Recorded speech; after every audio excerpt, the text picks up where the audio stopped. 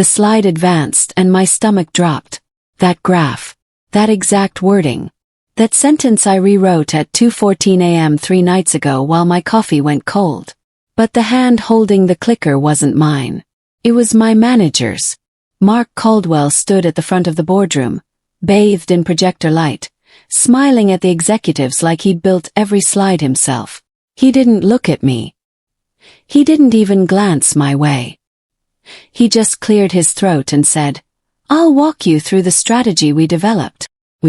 I was standing against the glass wall at the back, hands clasped so tightly my nails bit into my palms, watching my work get introduced under someone else's name while the room nodded along like this was perfectly normal. My chest burned. My face stayed neutral. And that's when I realized I'd just been erased in real time. When Mark finished, the room broke into applause. Not loud. Respectful. The kind that means approval, that means they're impressed, that means money is about to move. Someone from finance said, "Sharp thinking, Mark."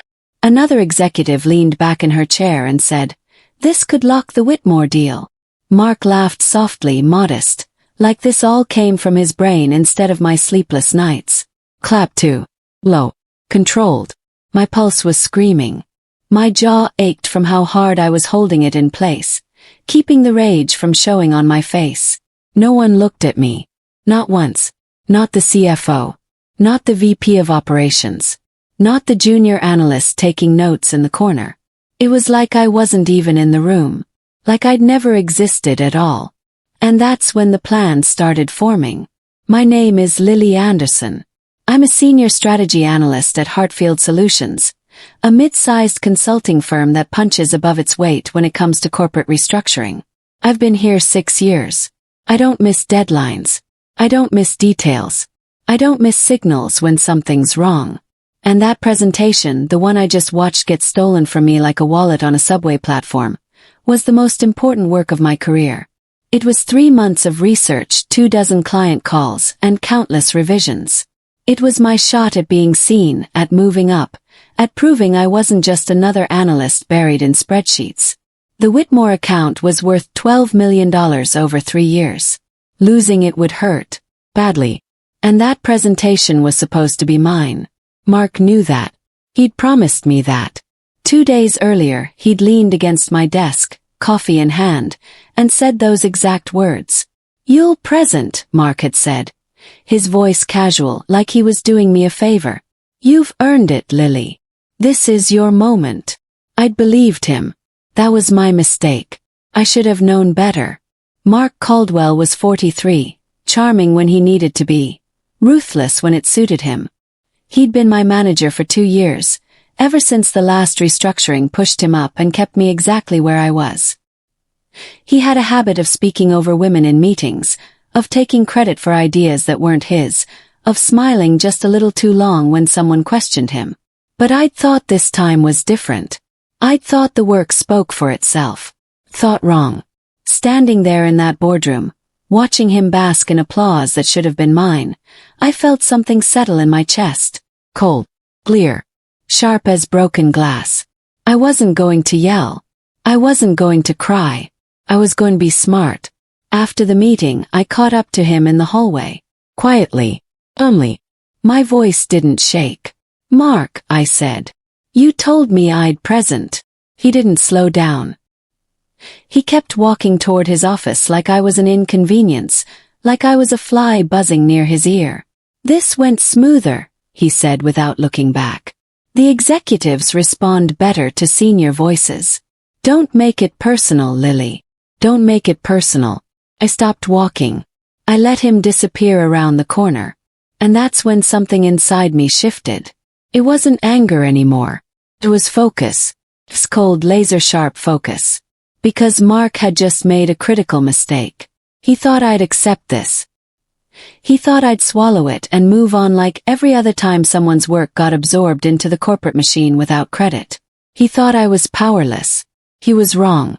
I turned and walked back to my desk, my heels clicking softly on the polished floor, and I started planning.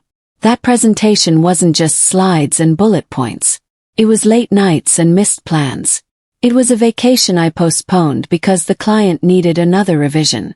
It was a dozen calls with Whitmore's CFO, a cautious man named Trevor Whitmore who didn't trust flashy sales talk or empty promises. He only trusted preparation. He only trusted someone who knew the details better than he did. And I did. I knew every line item in their budget. I knew their pain points, their internal politics, their concerns about implementation timelines. I knew which vendors they'd burned bridges with and which board members were skeptical of outside help. I'd built trust with Trevor over 3 months of careful, patient work. And Mark had just walked into that boardroom and pretended it was his. He didn't know what I knew. He didn't have the relationship I had. And that was going to cost him. Badly. I stopped defending myself after that day. I answered emails. I attended meetings. Said less. And I started paying very close attention. I watched Mark in client calls, listened to how he talked about the strategy, noticed what he emphasized and what he glossed over. He was good at sounding confident. He was good at using buzzwords that made executives nod. But he didn't understand the work. Not really. He didn't know the technical details. He didn't know the verbal agreements I'd made with Trevor, the small assurances that hadn't made it into the written proposal because they were based on trust. Mark thought the deal was done. He thought all he had to do was show up, smile, and sign the contract. He was wrong. And I wasn't going to tell him. I was going to let him find out the hard way. Quietly, I started building a file. Every email, every draft, every version of the presentation with timestamps showing who wrote what. The contract wasn't just numbers and deliverables. There was a delivery condition, a timeline adjustment that Trevor had mentioned on a call 3 weeks earlier. He'd been worried about their Q4 workload, about whether our team could handle implementation without disrupting their operations during their busiest season. I'd promised him we could. I'd explained exactly how we'd phase the work, how we'd assign resources, how we'd build in buffer time. It was never written into the formal proposal because Trevor said he trusted me, that he didn't need it in writing as long as I was managing the account. Mark didn't know that. He didn't know because he hadn't been on those calls. He hadn't done the work. He'd just stolen the credit. And now he was about to learn what happens when you take someone's work without understanding it. The first crack appeared during a follow-up call 2 days after the presentation. I wasn't supposed to be on it, but Mark's assistant accidentally included me on the invite. The call started normally. Mark greeted Trevor warmly, thanked him for his time, talked about moving forward. Then Trevor said something that made the line go quiet. "That timeline you mentioned in the presentation," Trevor said slowly. "That's not what Lily told us earlier." Silence. I watched Mark's face on the video screen. His smile froze. His eyes darted sideways like he was searching for an answer that wasn't there. "Well," Mark said, recovering quickly, "we've refined the approach since those initial conversations. This version is more efficient." Trevor paused. I could hear him breathing on the other end of the line. "Efficient for who?" he asked. Mark laughed it off. "For everyone, Trevor. Trust me on this." But Trevor didn't sound convinced. The call ended 5 minutes later, shorter than planned. Mark signed off with his usual confidence, but I saw the tension in his shoulders. I didn't say anything. I didn't correct him. I just took notes and stayed silent. Professional. Invisible. That night, I opened a private folder on my personal laptop. Not the company system. My own device, my own cloud storage, backed up in 3 places. Inside were emails, drafts, meeting notes, timestamps. Everything showing exactly who did what and when. I wasn't planning to use it yet. I was just making sure it existed. Making sure the truth had a paper trail that couldn't be erased or rewritten. I didn't feel angry anymore. That hot, immediate rage from the boardroom had cooled into something sharper, something more patient. Felt focused, clear. Like a surgeon preparing for a delicate operation where one wrong move could ruin everything. Mark thought he'd won. He thought the deal was his, the credit was his, the promotion that would come from landing Whitmore was his. He had no idea what was coming. And I wasn't going to warn him. I was going to let arrogance do what arrogance always does. collapse under its own weight. All I had to do was watch and wait. Mark started making changes to the proposal. Small things at first. He simplified the language, removed what he called unnecessary technical jargon. But those weren't unnecessary details.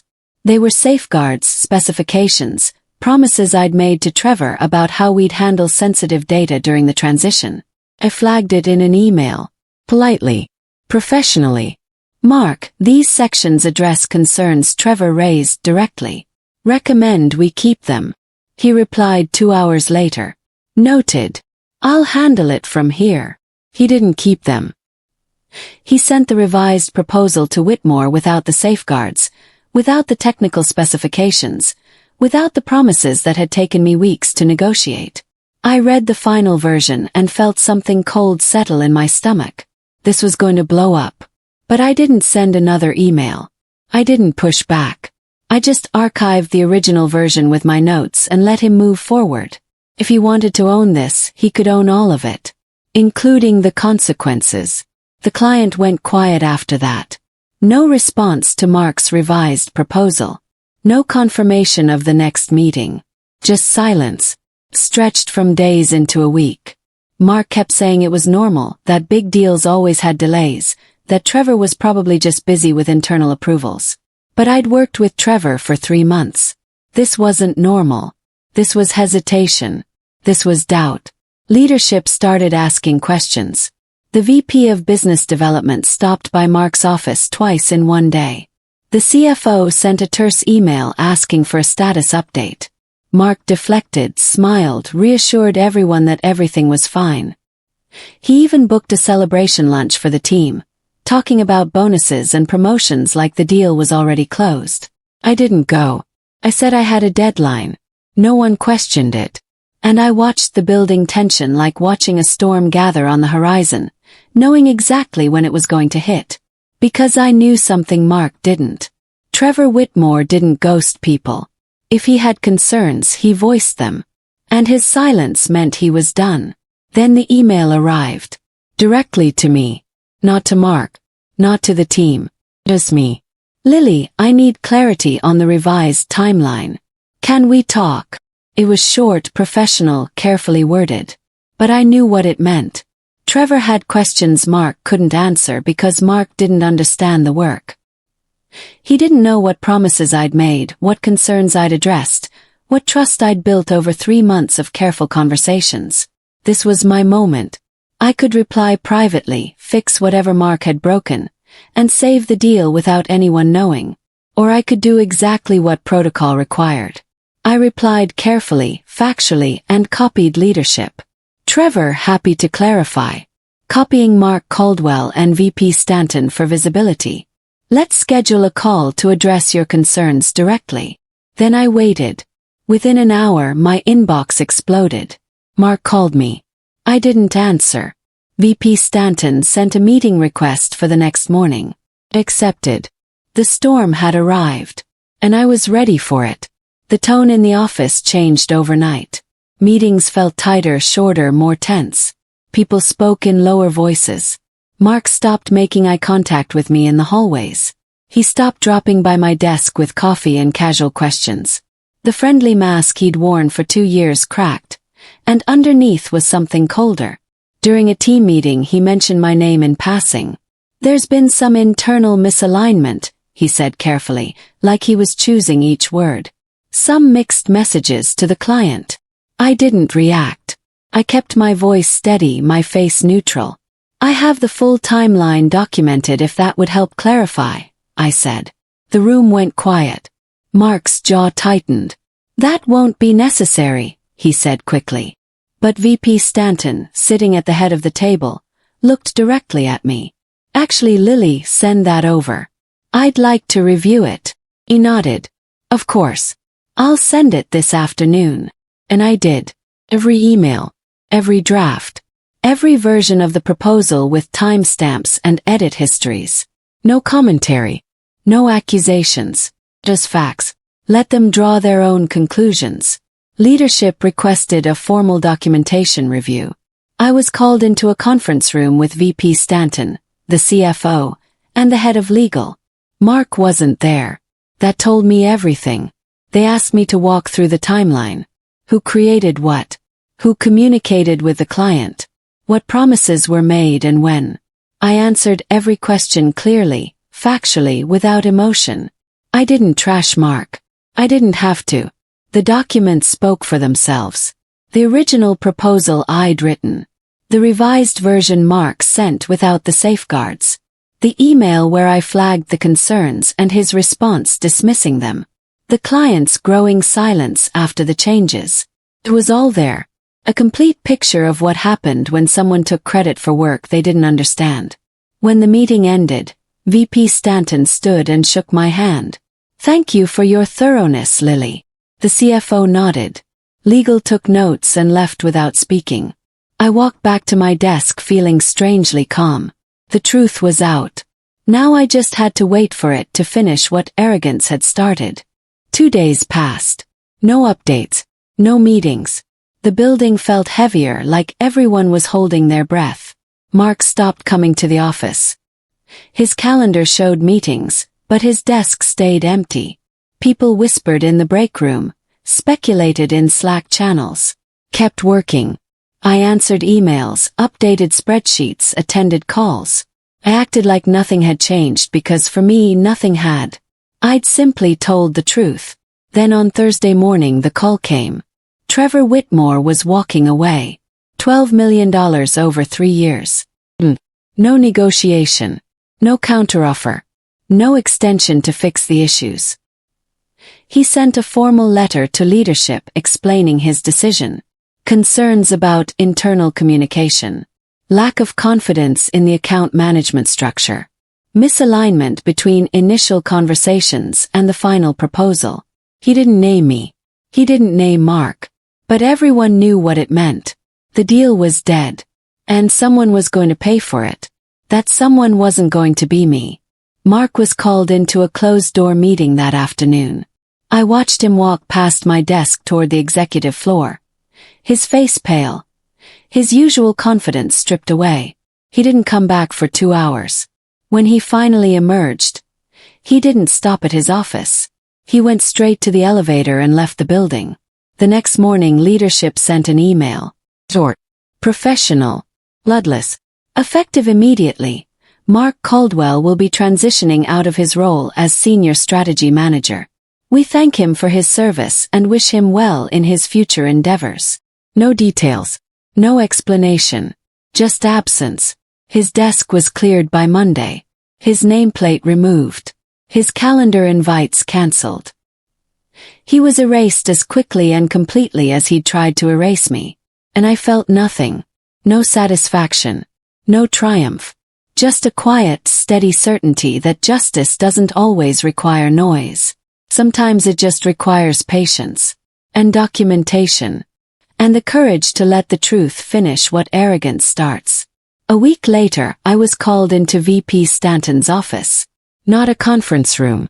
Her actual office, with the door closed and coffee already poured.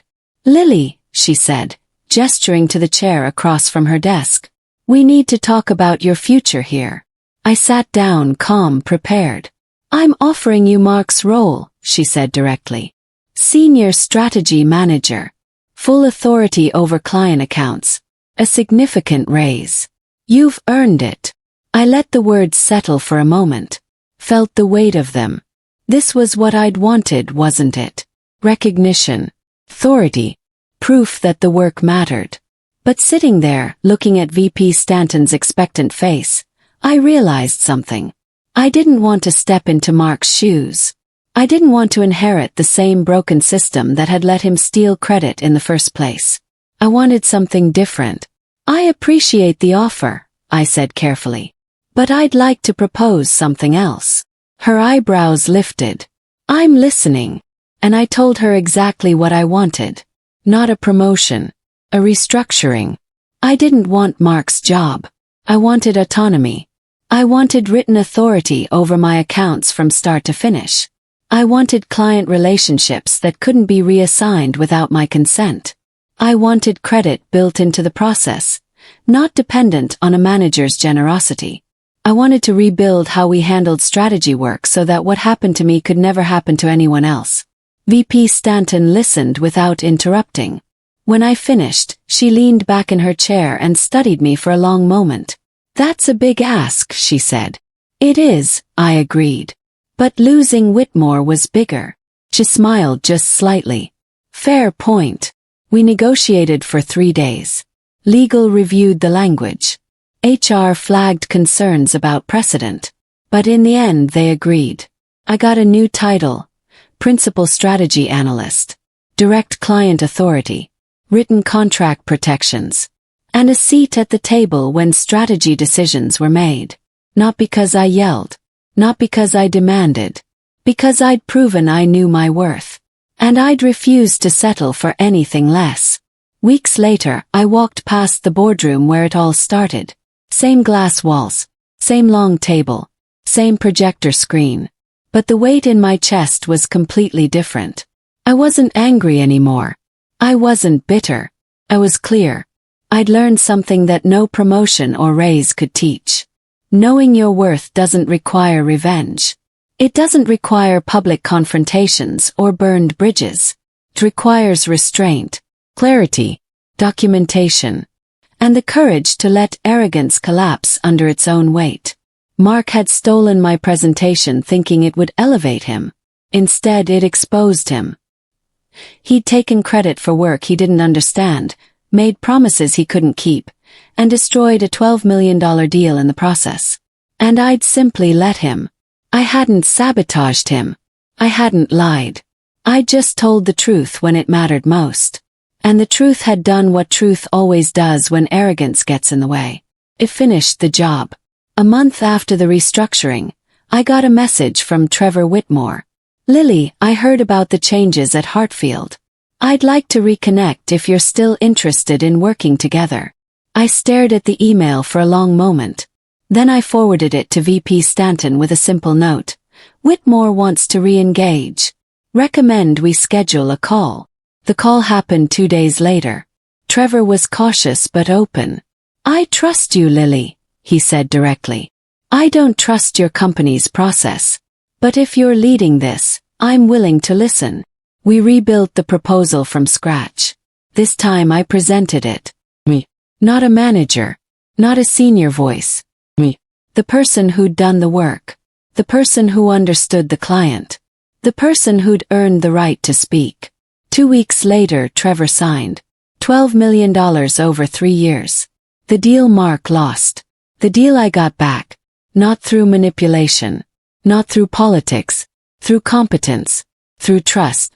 Through knowing exactly what I was worth and refusing to accept anything less. People asked me later if I regretted not being louder. If I wished I'd confronted Mark in that boardroom, called him out in front of the executives, made a scene. I didn't. Because silence, when used correctly, is more powerful than shouting. Restraint, when applied with precision, cuts deeper than rage. I'd let Mark hang himself with his own arrogance. I'd let the system expose what I already knew. That credit can be stolen, but competence can't. That presentations can be given by anyone, but relationships are built on trust. That you can fake confidence, but you can't fake knowing the work. And when the truth came out, I didn't have to defend myself. I didn't have to argue or plead or explain. The documentation spoke for itself. The timeline was clear. The facts were undeniable. And leadership had to choose who they believed. They chose the person who'd been telling the truth all along. Not the loudest voice in the room. The most accurate one. 6 months later, I was sitting in my new office when a junior analyst knocked on my door. Her name was Bryn, and she looked nervous. "Lily, can I ask you something?" I gestured to the chair. "Of course." She sat down, fidgeting with a pen. "I just finished a project, and my manager said he's presenting it to leadership next week. He didn't mention me at all. Should I say something?" I looked at her for a moment, seeing myself 6 months ago. Uncertain. Angry. Not sure what to do. "Did you document your work?" Yes. She nodded. "Everything. Emails, drafts, timestamps." "Good," I said. Keep documenting. If it comes up later, you'll have proof. But for now, watch what happens. If he presents without giving you credit, that tells you exactly who he is. And then you decide what kind of environment you're willing to work in. She left looking thoughtful. And I sat back in my chair, knowing that this was why the fight mattered. Not just for me. For everyone who comes after. The lesson I learned wasn't about revenge. It was about power. Real power doesn't come from volume or aggression or public confrontation. It comes from knowing what you're worth and having the documentation to prove it. It comes from building relationships that can't be replicated by someone who just reads your slides. Comes from understanding the work so deeply that when someone tries to steal it, they expose themselves instead. Mark thought taking my presentation would make him look good. Instead, it revealed that he didn't understand the client, didn't respect the process, and didn't deserve the credit. And when the deal fell apart, leadership had to decide who to trust moving forward. They chose the person who'd been right all along. Not the person who'd been loudest. The person who'd been accurate. That's the power of restraint. That's the power of documentation. That's the power of knowing your worth and refusing to compromise on it. No matter how long it takes. No matter how quiet you have to be. Today I lead my own team. I have autonomy, authority, and respect that's written into my contract, not dependent on someone else's mood. I still think about that boardroom sometimes. The glass walls. The projector light. The hand holding the clicker that should have been mine. And I think about what would have happened if I'd reacted differently. If I'd yelled. If I'd quit. If I'd accepted the erasure and moved on. I wouldn't be here. I wouldn't have rebuilt the relationship with Trevor. I wouldn't have restructured how strategy work is credited. I wouldn't have mentored Bryn and others like her. Because the goal wasn't revenge. It was change. And change doesn't happen through destruction. It happens through precision, patience, and proof. So to anyone reading this who's had their work stolen, their credit taken, their value dismissed, here's what I learned. Document everything. Know your worth. Build relationships that can't be replicated. And when arrogance makes its move, don't fight it.